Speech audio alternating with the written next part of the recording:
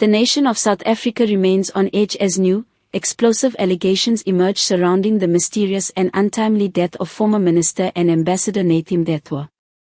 What began as a tragic loss of a respected political figure has now spiraled into a storm of whispers, leaks, and suspicions, each pointing to one chilling possibility: Mthethwa might have known too much. According to multiple insider sources, Mthethwa was allegedly in possession of classified documents and confidential information linking several high-ranking ANC officials to undisclosed financial operations in Europe. These claims, though yet to be verified, have ignited intense speculation that his passing may not have been natural and that it could have been a calculated silencing of a man on the brink of exposing something monumental. Days before his reported death in France, Mthethwa had allegedly expressed growing unease to close associates.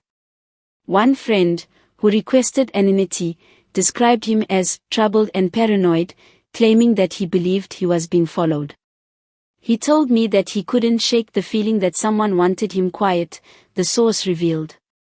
"He kept saying, 'There are things I've seen that people would kill to keep hidden.'" This revelation has fueled theories that Mthethwa's death was not a coincidence. Some within political circles are quietly suggesting that he was preparing to make a formal statement, potentially one that could have embarrassed the ruling elite. His role as a seasoned political insider, with decades of service at the highest levels of government, meant he had access to sensitive communications, international deals, and financial arrangements that most South Africans could only imagine. What adds further intrigue is the behavior of officials in the immediate aftermath of his death. Reports surfaced that certain documents and electronic devices belonging to Mthethwa were seized within hours of the announcement, allegedly for security purposes.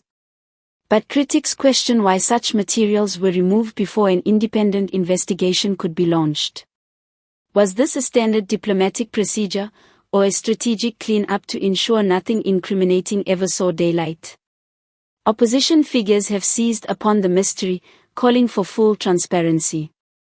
One EFF spokesperson bluntly stated, "We are not dealing with an ordinary death. We are dealing with a man who was part of the inner circle of power and who, according to whispers, was about to expose corruption that reaches the top." Adding to the confusion are conflicting reports from French authorities.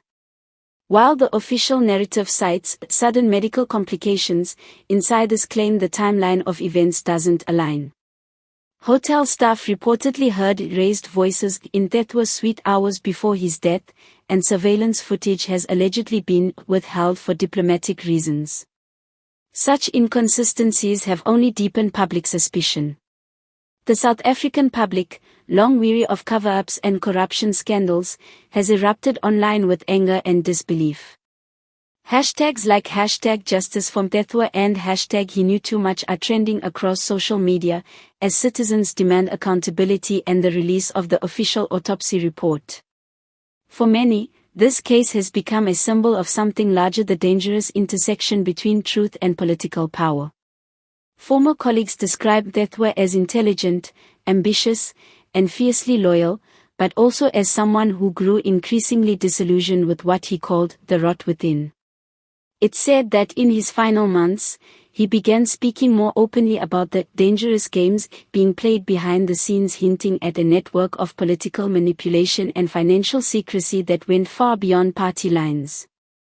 Could it be that Mthethwa was preparing to step out of silence? Could his death have been the final act in a much larger political play, one designed to ensure certain truths never reach the public? For now, the official story remains unchanged. But as more voices rise demanding answers, and more details leak from sources close to the case, the pressure is mounting. The public isn't convinced by vague explanations or diplomatic statements. They want facts, names, and accountability. Because if the rumors are true, if Nathi Mthethwa really did know too much, then his death might not just be a tragedy. It might be a warning. A reminder of how dangerous truth can be in a nation still struggling to separate power from secrecy.